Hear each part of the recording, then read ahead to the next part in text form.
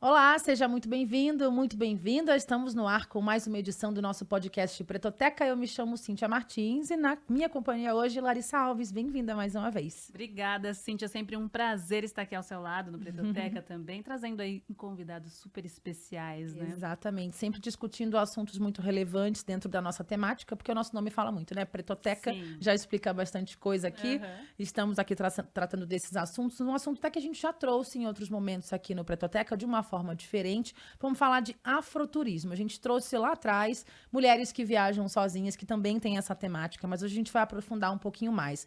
Recentemente, né, houve uma reunião entre o presidente da Embratur, que é o Marcelo Freixo, e coletivos, né, pessoas que já promovem o afroturismo de alguma forma aqui no Brasil, até porque há um interesse do Brasil de estreitar laços, né, com países africanos, de trazer esse olhar afro para o turismo brasileiro e também africano. Então, sem mais delongas, vamos apresentar nosso convidado, Lari. Vamos, para quem acompanha a gente no YouTube já não está muito surpresa, Exatamente, né? já viram. Já viram, mas a gente fala aqui agora, porque para conversar sobre esse tema, para aprofundar bastante sobre isso, a gente recebe agora Uber Clemente, profissional do turismo e da hotelaria há 25 anos, fundador da startup ESG Afroturismo Hub.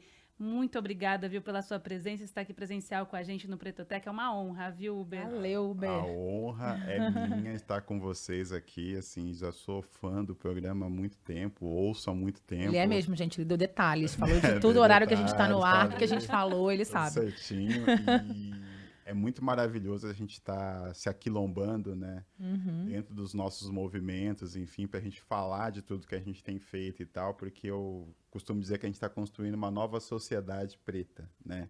Porque ainda esse país não foi pensado para nós em nenhum momento, em nenhum lugar, assim, em termos de inclusão, e a gente está construindo essas inclusões sociais através das nossas atividades, através dos nossos movimentos, e tá aqui, então, é lindo.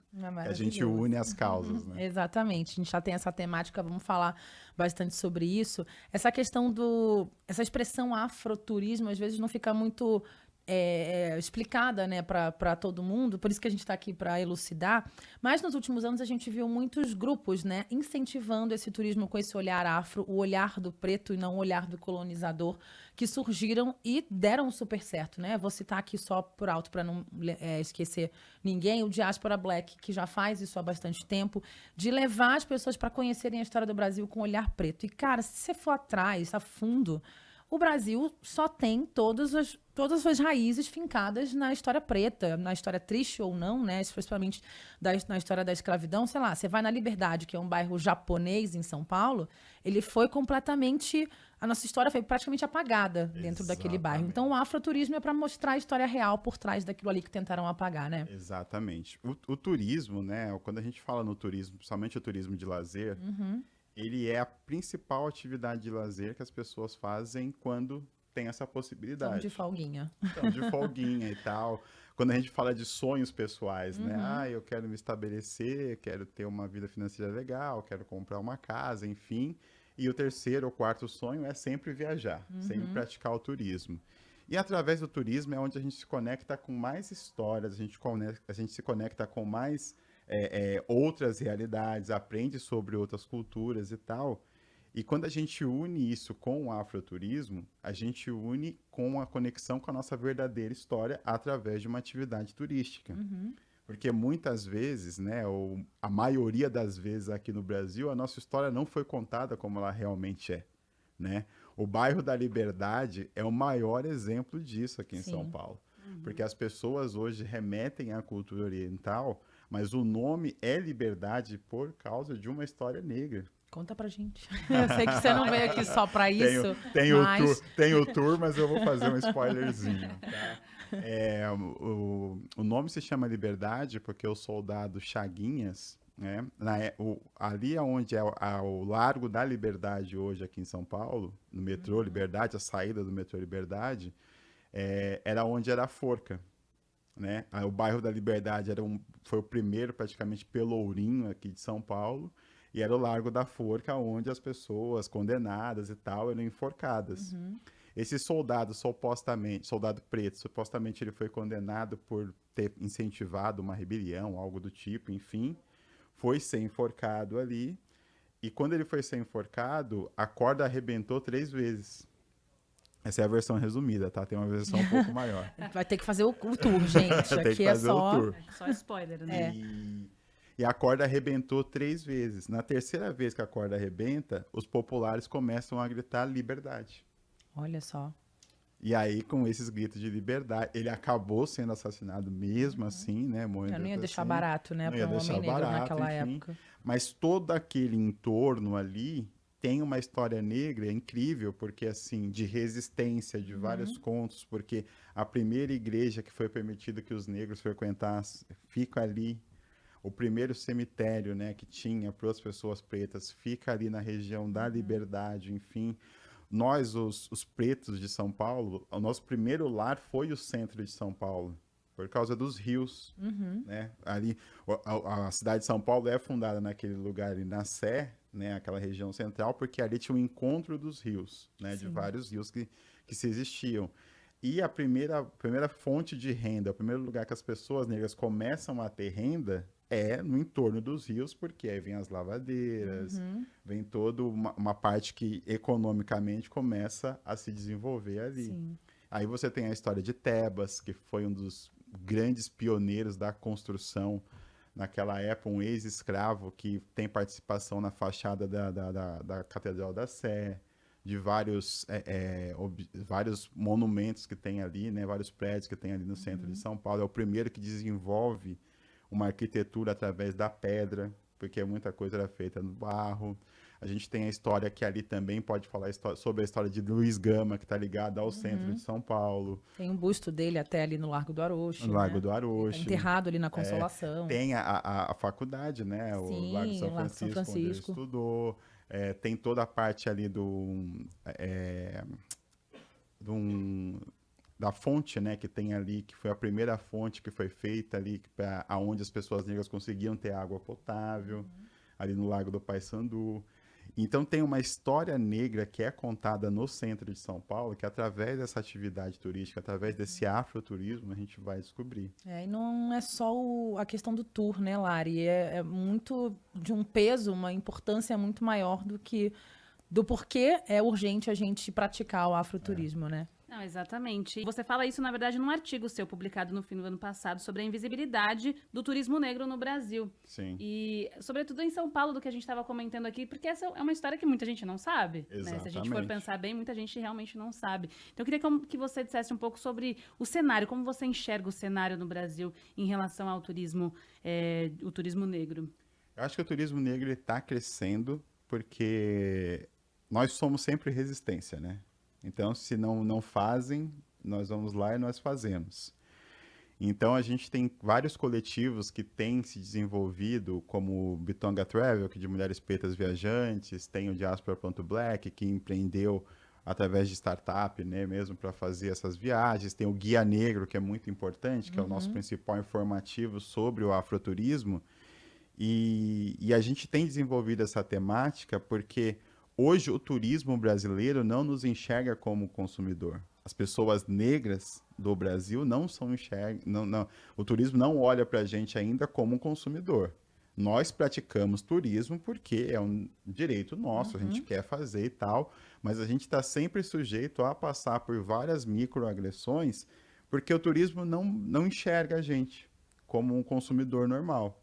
Então, se você vai frequentar um hotel de um porte um pouco melhor, se você está numa companhia, está voando através de uma companhia aérea, está num assento um pouco melhor, se você está num restaurante que tem um porte um pouco melhor, enfim, você vai estar sempre sendo visto como uma pessoa não pertencente àquele lugar. E só o afroturismo realmente vai conseguir fazer com que a gente transforme essa situação. E aí a própria prática do turismo mesmo, do afroturismo, sendo incentivado principalmente para as comunidades, onde tem uma maioria negra, vai fazer com que as pessoas pretas, principalmente as periféricas, comecem a praticar turismo. Porque uma das nossas metas, um dos nossos focos, né, como afroturismo, é trazer essas pessoas a fazerem um turismo. Porque a gente tem lugares super acessíveis, lugares até com acesso gratuito, como o Museu Afro Brasil, o recém-inaugurado Museu das Favelas aqui em São Paulo, enfim. que tem um acesso gratuito, mas essas pessoas não se sentem pertencentes desse movimento. Acaba que você vai vendo que o público é majoritariamente branco A desses maioria. locais. Acho importante que eles frequentem e saibam e façam o afroturismo, até para tentar acabar com um problema que foi criado pelos brancos, né? A escravidão. Exatamente. Mas é importante que a gente acesse esses lugares para tentar ocupar os nossos lugares, entender a nossa importância, né? E contar as nossas próprias histórias. Exatamente. Porque o que acontece? Muitas vezes a pessoa preta, né? De uma média classe, uma classe até um pouco mais baixa, enfim, ela vai até ter recursos financeiros que ela vai juntar, que ela vai ali acumular, programar para praticar esse turismo. Mas ela sempre, muitas vezes, vai estar nos mesmos lugares. Porque ela, muitas vezes, por exemplo, assim, muitas pessoas pretas sonham em conhecer Salvador, que é onde tem a maior população negra em termos de porcentagem. Mas muitas vezes ela tem medo do próprio aeroporto. E com razão, porque é um ambiente hostil. É um ambiente onde ela não se enxerga. A linguagem não é feita para ela. Quando ela vai no atendimento, ela não vai ver ninguém parecido com ela. Quando ela vai embarcar lá no voo, geralmente ela não vai se sentir como uma maioria. Então, se a gente não tem esse movimento inclusivo, né, de se enxergar, de se ver ali naqueles lugares ali, daqueles lugares sendo convidativos, a gente não vai ter essa pessoa preta fazendo esse turismo. E além do tour, né, essa explicação aqui que você trouxe de saber um pouco mais da história da liberdade, quais são os pontos principais que configuram o afroturismo, né? O hotel precisa estar preparado, você está falando isso? Você está falando que precisa ter uma aeromoça parecida com a gente. Exato. Qual que é essa rota necessária para colocar isso em prática? Vamos fazer um sankofa aqui, né? Vamos fazer um sankofa. O turismo, ele já deveria ter se mexido, o setor do turismo deveria ter se mexido em relação ao racismo há muito tempo. Porque a história momentos históricos do racismo no Brasil está ligado ao turismo. E as pessoas não têm esse conhecimento. 1888 temos o que se chamou de abolição. Ok, vamos dar aquela risadinha sarcástica nesse momento. De 88 até 51, nós não tivemos nenhuma lei que nos protegesse do racismo. Abolição, ok, vão aí para a sociedade do jeito que vocês estão, inclusão zero em todos os setores, e sem nenhuma lei que nos protegesse em relação a isso.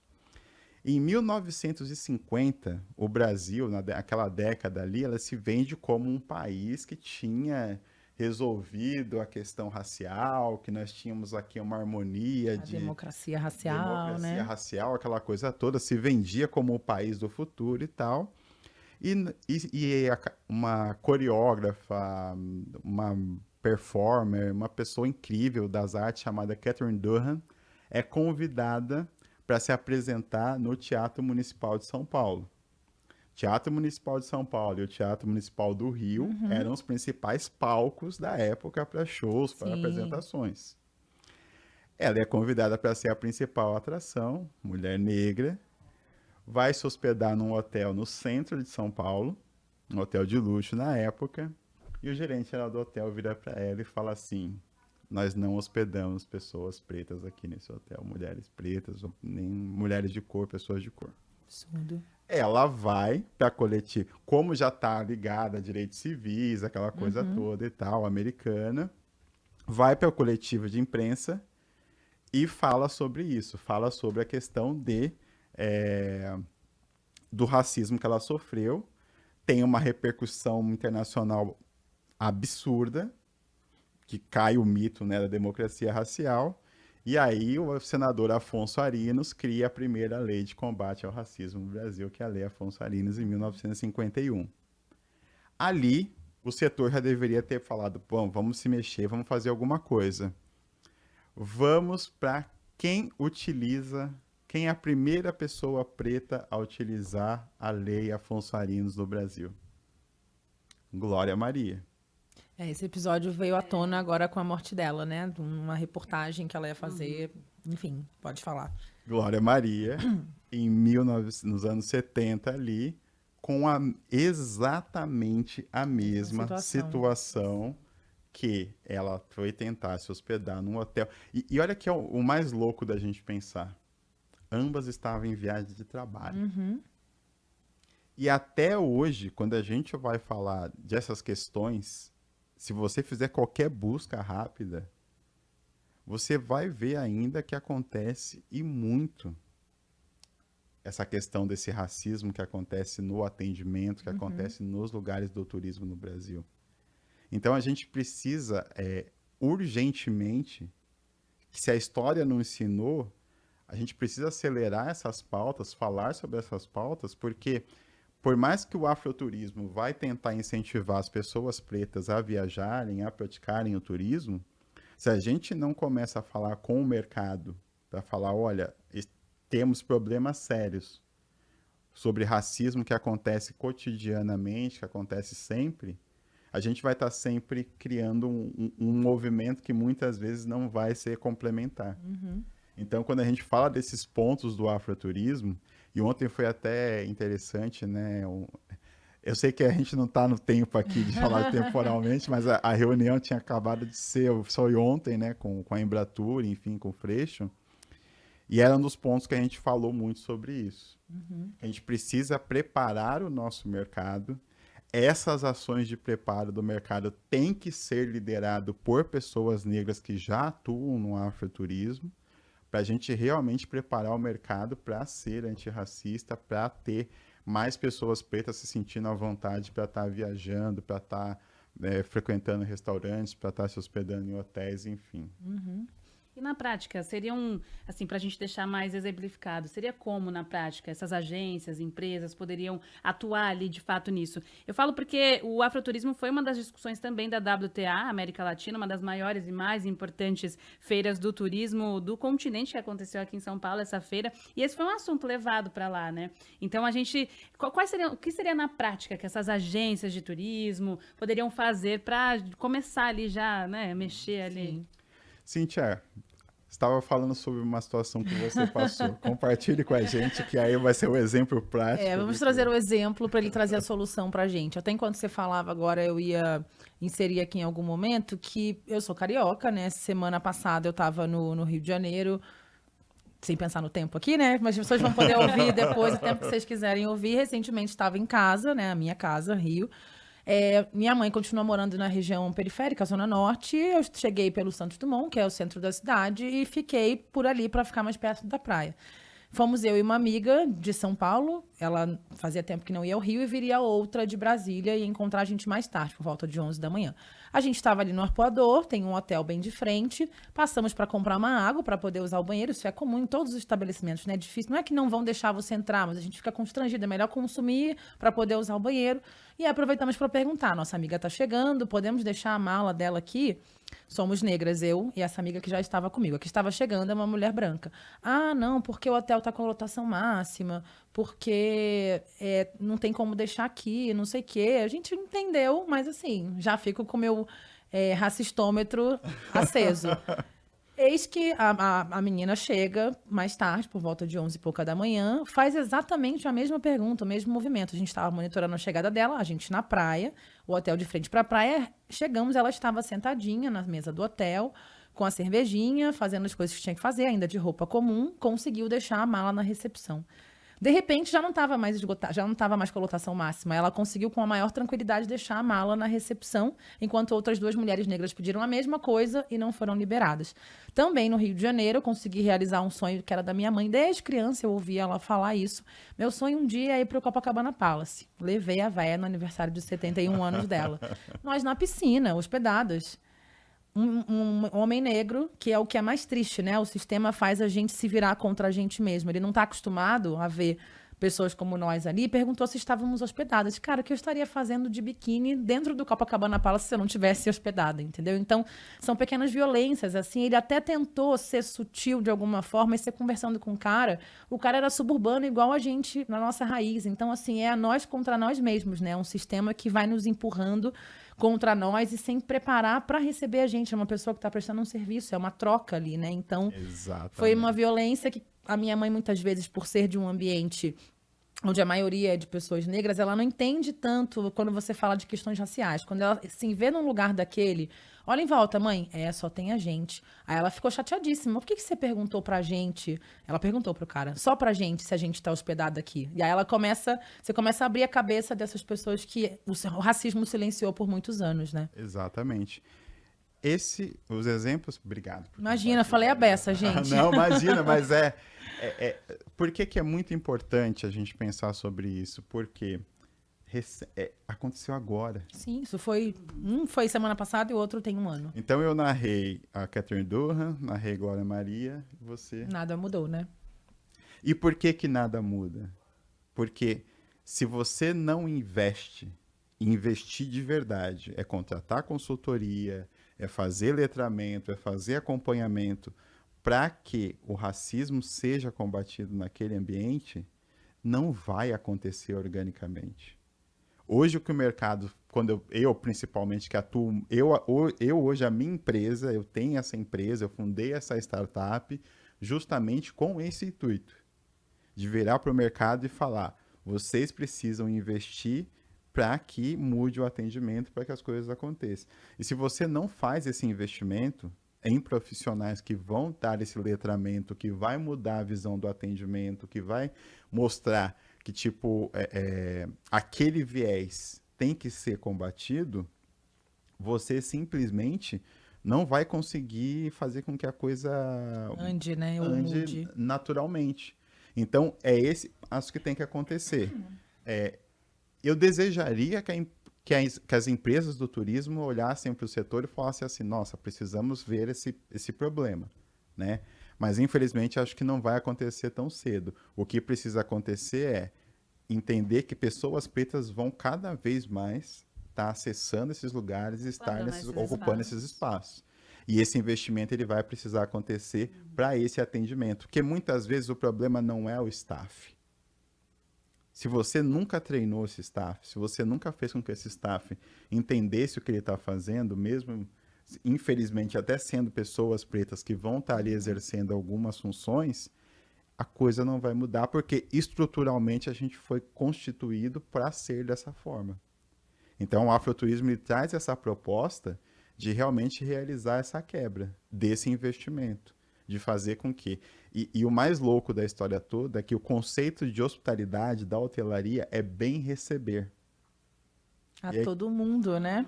E como é que uma pessoa preta hoje ela pode se sentir bem recebida dentro desses ambientes que não foram preparados para bem receber?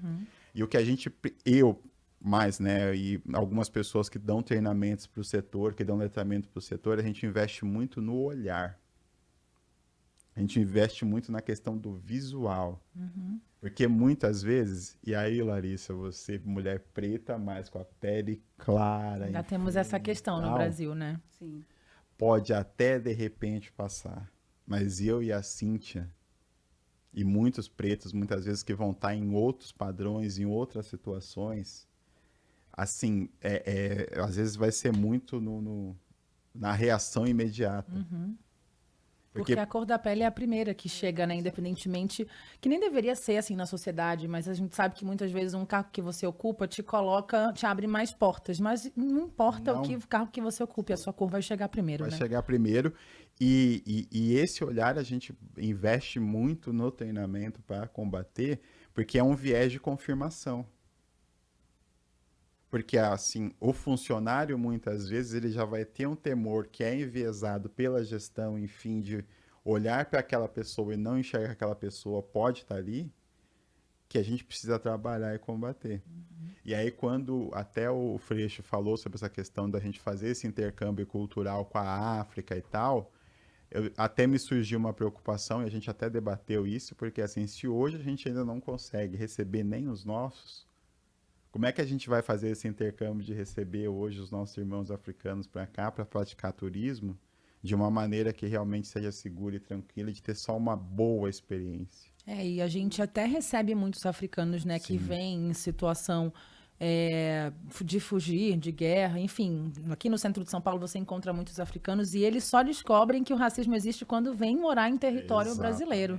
né? Porque de maioria, um país de maioria negra, né? Um continente de maioria negra, eles só vão entender essas violências quando vêm para cá. Exatamente. Às vezes são até, como você mesmo disse, pequenas violências ali. Sim. Sempre me vem à cabeça quando as pessoas falam assim, os gringos. As pessoas pensam no gringo quem?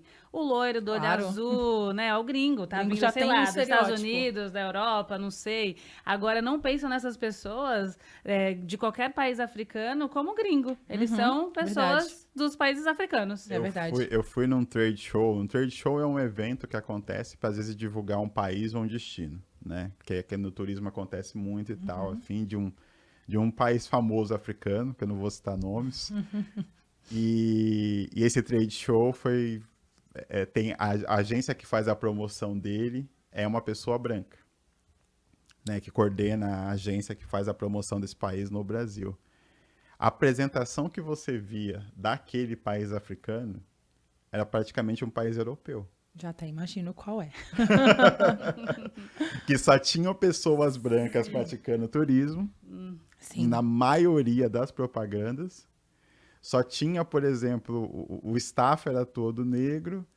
E era uma apresentação totalmente estereotipada daquele país africano que tem centros urbanos incríveis, tem uma gastronomia incrível, tem várias coisas incríveis, mas era praticamente safari e savana, assim. Nossa, como se você não tivesse mais nada para explorar na exatamente. África, né? Então, assim, o afroturismo, quando a gente fala de estar na liderança de ações de afroturismo, é justamente para isso. É para a gente também começar a incentivar o nosso turismo com o nosso viés, porque nada contra uma pessoa ir para um destino como Gramado. Mas eu quero que as pessoas comecem, principalmente as pessoas pretas e antirracistas, que são aliadas da causa, de comecem a ir para Palmares. Eu ia citar esse exemplo agora, mas pode terminar. Porque assim, é sobre isso. Ou quando for para Salvador, conhecer uma Salvador preta. Não a Salvador, muitas vezes estereotipada, que a gente está cansado de ver acontecer. De não conhecer os lugares pretos, enfim. O afroturismo ele tem uma proposta muito inclusiva de tipo assim, uma pessoa preta que tenha uma religião de matriz africana conseguir ir na recepção no hotel e falar assim, olha, eu preciso ir frequentar o meu lugar de religião africana aqui, aonde tem, né? Hoje vocês conseguem imaginar esse cenário tranquilamente? De jeito nenhum. De jeito nenhum. Não, E que deveria ser normal. com certeza. Porque se ele perguntar de uma religião cristã, se ele perguntar de uma outra religião oriental, e vai Igreja de informar, Nossa Senhora não sei do que fica ali. e vai informar tranquilamente, entendeu? Então o afroturismo, quando a gente propõe isso, é dessa forma, Sim. entendeu? Afropunk na Bahia. Fui ano passado. Gravamos com eles aqui, vocês acompanharam no Pretoteca. Aquilo é um evento de afroturismo. Já entrou pra rota, né, da cidade. É um evento de afroturismo. Só que eu ainda olho para aquele lugar e do evento em si, em termos de promoção, em termos de captação, enfim, e a gente não vê nenhuma promoção ligada a nós. Nenhuma companhia aérea, nenhuma grande agência, nenhum hotel lança assim uma promoção cativante para que nós, pessoas pretas, falem assim, poxa, vou lá pro Afropunk porque olha essa propaganda aqui, eu tô me vendo e tal, enfim. Então, é esses lugares que a gente quer fazer como afroturismo para que ele comece a acontecer. A gente quer que as pessoas pretas, beleza, vou para um parque aquático, vou para não sei o quê, mas por que também não vamos para um quilombo no interior de São Paulo? Claro.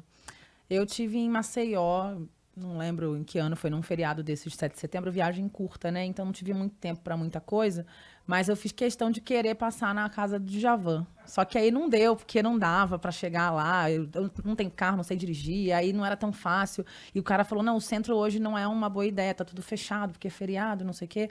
E aí eu queria muito ter passado o sítio arqueológico que chama hoje, né? Sim. Onde ficou onde foi o Quilombo dos Palmares. Serra da Barriga. Exatamente, queria muito ter ido, mas também não é tão próximo de Maceió, pra quem não sabe dirigir, tudo errado, gente. Mas assim, deveria, é um roteiro que eu queria muito ter feito, mas conseguir passar ali pela estátua de Gangazumba que tem na orla de Maceió. Porque você começa a querer ver essas coisas, né? A querer saber mais. E aí, Cíntia, assim, ó, por exemplo, vamos falar, o afroturismo, ele tá no Brasil todo. Porque toda a cidade tem uma história preta não contada. Toda a cidade. Então, por exemplo, a gente tem no sul uma mina, que agora esqueci o nome dela, mas depois eu vou passar para vocês colocarem, que ela faz o samba da uva. Olha só que legal. E todo mundo pensa no sul do Brasil, né? Com a festa da uva, com as pessoal vestidinho de gaúcho. Então, ela desenvolveu um produto dentro lá da propriedade que eles têm lá, que é ligada ao enoturismo, enfim. Então, a pisa da uva, ela faz no samba. Que demais.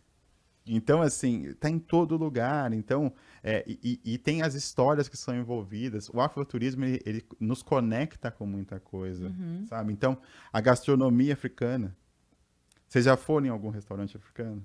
Eu fui aqui em São Paulo uma vez, mas poderia conhecer muito mais, porque São Paulo tem, né, uma gastronomia africana bastante forte. Como é que foi a sensação quando você comeu aquele... Você meio que tenta se reportar, né? A origem daquele lugar, a origem daquela comida, e também você vai se identificando, nossa, isso aqui também tem no nosso prato, né? Também tá aqui no Brasil, porque não tá à toa, né? Veio de algum lugar. É reconexão. Então, o afroturismo, ele tem essa reconexão super importante e com histórias que são importantíssimas. Maria Filipa. Sim. Um grande nome da luta, né? Pela independência da Bahia, pelo fim da escravidão na Bahia. Entendeu? Então, assim, é muito sobre isso e muito ligado a uma atividade turística que a gente faz naturalmente, praticamente em todos os lugares. Então, o afroturismo, ele traz essa questão do turismo afrocentrado para ele gerar todo esse pertencimento através de uma atividade que a gente está acostumado a fazer. E, em contrapartida, ele trabalha toda essa inclusão do ecossistema como um todo. Porque aí a gente quer que tenha mais recepcionistas pretos, a gente quer que tenha mais comissários de voo pretos, a gente quer que tenha mais pessoas pretas trabalhando em todos os setores, a gente quer que tenha pessoas pretas nos marketings das empresas do setor, entendeu? E a gente quer realmente gerar esse pertencimento 360, porque nós merecemos, né? Nós somos pessoas que, assim, fazemos parte dessa comunidade, fazemos parte desse turismo e queremos esse turismo com esse pertencimento.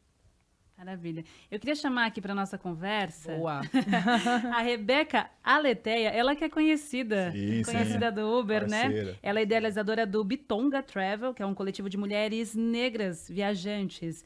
E eu conheci Bitonga pela minha irmã, minhas amigas, elas que já fizeram viagens. É muito bacana, a gente vai entender um pouquinho mais. Vamos rodar um videozinho que ela mandou pra gente, a Rebeca. Bitonga Travel é um coletivo de mulheres negras viajantes das Américas e Áfricas que dá voz, vez e visibilidade para essas mulheres que percorrem, transitam pelo mundo, né? Em 2019, oficialmente, lançamos esse coletivo que hoje já temos mais de 250 mulheres que trazem narrativas de viagem, que inspiram outras mulheres através do blog, através do Instagram, através de podcast, né? Então a gente também tem um podcast que trazem histórias, roteiros, destinos, dores e também muitas felicidades, né? A gente quer trazer muito essa narrativa de que o lazer é o nosso direito, que a gente tem o dever e a gente tem o direito de poder curtir, de poder viajar, né? Que muitas vezes é visto como algo luxuoso. O coletivo Bitonga Travel também, com parcerias, com agências de viagem geridos por mulheres negras e também algumas delas, né, também geridas por homens pretos, mas a gente potencializa empreendimentos de mulheres pretas que atuam no setor turismo, porque a gente sabe que elas fazem um trabalho incrível, um trabalho potente, e então a gente organiza viagens coletivas com mulheres pretas, trazendo e resgatando muita nossa história enquanto pessoas pretas, né? Em quilombos, em países afrodiaspóricos como Colômbia, a gente faz intercâmbio também, a gente está agora com uma ida ao intercâmbio para a África do Sul, então a gente realiza esse movimento, né, enquanto mulheres pretas, seja periférica, seja mulheres negras também com poder aquisitivo, mas que a gente possa se sentir segura, né, que a gente possa viver momentos, experiências e também poder viajar junto, assim como separada, assim como em família, assim como pet, trazendo mesmo narrativas de viagem. Então, minimamente, é isso a Bitonga Travel, é fomento ao afroturismo, tá muito conectada com tudo isso que vocês têm dito, né, nesse programa, que eu acho que é extremamente importante a gente resgatar a nossa história. Então, esse é o meu recadinho para vocês. E se conecte com a gente, Bitonga, travel, que se diz travel, né, de permitir percorrer, e Bitonga, que significa uma comunidade, um povo do continente africano, especificamente da cidade de Inhambane, em Moçambique. Um beijo e até o próximo. Queria que você falasse um pouquinho, você que conhece, né, Uber? Conhece a Rebeca, né? São amigos. Ela faz parte do nosso coletivo. Maravilha. Fala um pouquinho sobre esse trabalho. É muito importante, né? Eu vejo, eu vi pela ótica das pessoas que eu conheço que já fizeram esses passeios, já fizeram essas viagens, e o quanto é importante mesmo, né? Você tá ali em grupo, né? Porque tudo isso você se sente segura também, né? Tem várias questões aí em torno do que o Bitonga faz, né, Uber? Uhum. Gente, eu costumo dizer que o futuro é uma mulher preta. Nossa, que sentença forte, né, Uber? Mas o porquê que eu falo isso? Porque se tivesse que ter um plano de recuperação social de tudo que foi tirado, a mulher preta tem que estar no topo. Vai ter que ser o foco, porque é ela que sofre todos os problemas que o racismo estrutural causou com todas as desigualdades. E quando a Rebeca tem a iniciativa da Bitonga, é algo muito potente. Porque também quando a gente começa a fazer pesquisa sobre o racismo no turismo, é a mulher preta que sofre os piores casos de racismo. Uhum. Uma mulher preta viajando sozinha, estando num hotel sozinha, muitas vezes ela é assediada. Uhum. Isso quando ela não é vista como profissional do sexo. Eu já senti isso, sabe? Nas minhas viagens sozinhas. Assim, tá procurando gringo, alguma coisa do tipo. Exatamente. E aconteceu no interior de São Paulo com uma modelo, a Samen, que o cara, ela gravou. Uhum. Ela gravou o assédio que estava acontecendo com ela. Não aconteceu praticamente nada com o agressor. O hotel também lavou as mãos, fingiu que não era com ele. Então, isso é uma doideira. Mas, ao mesmo tempo, a partir do momento em que a Rebeca tem esse movimento da Bitonga Travel, que são essas mulheres pretas viajantes, que cada vez mais vão querer viajar juntos, que aí a potência aumenta ainda mais, você incentiva outras mulheres pretas a ver que é possível. Uhum. E aí você começa a criar até uma rede segura de lugares que elas foram, que conseguiram estabelecer um turismo bacana, sem nenhum tipo de assédio, nenhum tipo de problema. A gente incentiva também as empresas do turismo também a incentivar a acolhê-las dentro de um conceito de pertencimento, de representatividade. Então você cria um movimento muito forte. E os nossos aquilombamentos são incríveis, né? Quando a gente se aquilomba, sai de baixo. Uma pessoa preta viajar, praticar turismo, é algo muito, muito forte mesmo. É muito potente, porque assim... É ousadia, né? É ousadia, porque eu não tenho isso ainda em termos de dados. Mas assim, a gente vê acontecer muito mais pessoas pretas serem paradas para a famosa revista aleatória. Isso aconteceu nessa viagem para o Rio, tá? Também, mais uma, na volta. Minha amiga tem um cabelo black bem cheio, eu tava de trança, eu tirei a trança ontem. Uhum. E aconteceu com ela, a revista aleatória. E é um constrangimento absurdo que quando você vai procurar outros casos no Google, só pessoas pretas passaram por isso. E Marielle, inclusive, retém ela relatando essa história em 2017 no aeroporto de Brasília. Exato. Então, assim, e aí é um viés de estereótipo que mostra o quanto o racismo estrutural ainda é muito forte no turismo. Então, cada vez mais a gente precisa trabalhar em todo o circuito. Falar sobre isso, dizer sobre isso.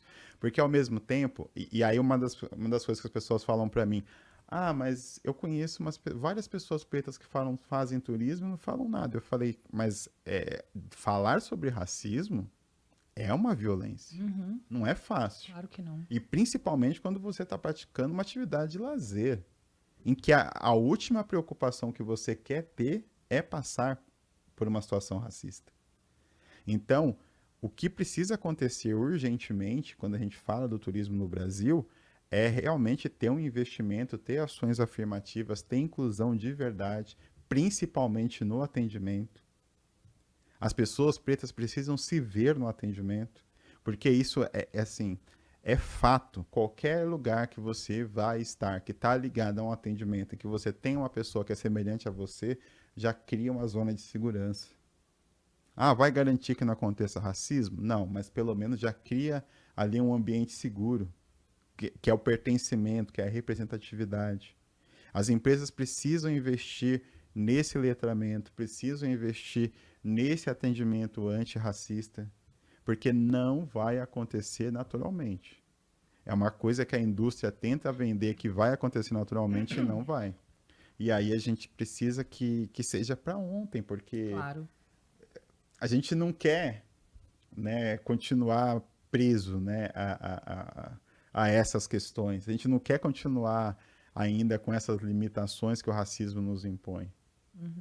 E é o que é a nossa batalha. Agora, né, dessa reunião com a Embratur, né, que foi o gancho aqui para essa nossa conversa de hoje, como eu disse, né, essas ações de afrofuturismo, eu tenho que confundir, Que é afrofuturismo também, de alguma forma, né? O que a gente está fazendo aqui é afrofuturismo. Exatamente. Essas ações, né, esses coletivos, esses grupos que têm se juntado para fazer o afroturismo, eles deram um boom, né, de uns anos para cá, e isso é muito importante, isso é muito bom, mas foi muito na individualidade, né? Exatamente. Fazendo do próprio bolso, da própria ideia, do sonho, da missão, e agora com o apoio, né, da Embratur, um braço do governo com políticas públicas, com incentivo, né, com dinheiro. O que você sentiu ali daquela conversa? Você acha que vai sair de fato e em quanto tempo você acha que essa evolução pode ser mais palpável? Eu acho que a gente ontem deu o recado, tá? Porque realmente essas individualidades a gente sempre começou a ir se juntando, né, de vários empreendedores conversando entre si, formando coletivos, enfim. E ontem a gente deu um primeiro passo. Agora a gente precisa realmente dar passos mais concretos. Então, os empreendedores que são do setor, praticamente eles se bancam sozinhos. Então, a gente precisa de linhas de incentivo focado nesse empreendedor que está investindo no turismo. A gente precisa começar a ter formações de profissionais do setor focadas e bancadas pelos órgãos públicos, focados no afroturismo. Porque não vai ser qualquer um que vai sair falando assim, eu consigo fazer ou trabalhar com afroturismo. A gente precisa que a Embratur, principalmente, que é uma agência, né, de promoção do Brasil, invista também na capacitação do setor, né, para que o turismo seja realmente antirracista, enfim. E tudo isso a gente já começou a trabalhar ali, juntamente com o Freixo, com a Embratur. A gente quer também que o Ministério do Turismo também abra essa possibilidade para a gente dialogar, para a gente estar com ações mais efetivas também dentro de todo esse contexto. Aqui em São Paulo a gente já começou algum diálogo com a Secretaria Municipal de Turismo, que já foi bacana para a gente começar a fazer algumas ações.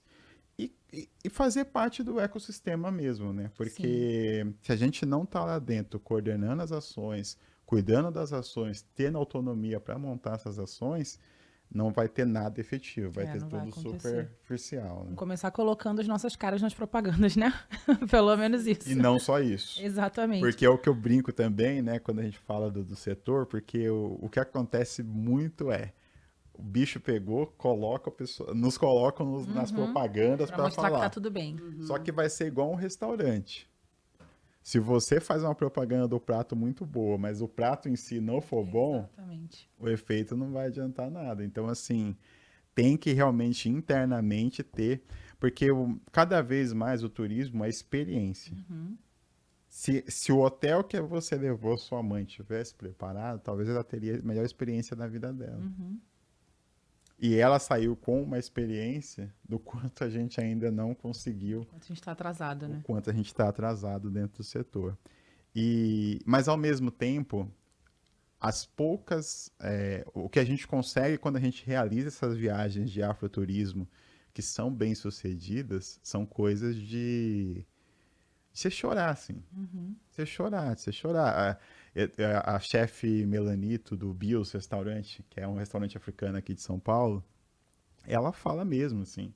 Tem pessoas que vêm aqui comer o meu prato e tal, principalmente pessoas mais velhas, que elas começam a chorar porque elas conectam o tempero que é da mãe ou da avó, ou a similaridade, e remete àquele momento, aquele prato, aquela coisa toda. E quando você viaja com afroturismo, que você vai para lugares que são pertencentes à sua história, que fala da sua história, que você se vê em maioria, que você se vê ali dentro de um contexto que você tá bem, você se sente bem, é transformador, assim. Então, afroturismo eu recomendo para todos, principalmente para nós, pessoas pretas. Maravilha. Conversamos aqui com Uber Clemente, profissional do turismo e hotelaria, fundador da startup ESG Afroturismo Hub. Uber, muito obrigada, viu? Foi um prazer Maravilhoso. imenso conversar com você aqui no Pretoteca. Fechado. E se vocês quiserem afroturistar, pelo Isso amor... aí. Precisamos saber por onde a gente vai, quais os caminhos. Mano, assim, vamos gravar depois um outro episódio só com dicas de afroturismo, tá bom, gente? Maravilha. Então já procura o Uber lá, gente. É HUBBER Clemente. Vocês podem chamar ele lá nas redes sociais que vai dar as dicas aí. Ajudar, né, a gente a entender um pouco mais essa importância do afroturismo. E aí Obrigada. depois eu vou recomendar tanto para a Larissa quanto para a Cíntia algumas experiências de afroturismo e depois elas vão falar aqui para vocês, tá bom? Queremos. Por favor. Obrigada, Uber, pelos Obrigado, seus esclarecimentos aqui, por esse papo tão gostoso, viu? Até breve. Obrigado. Valeu, gente. Tchau, tchau.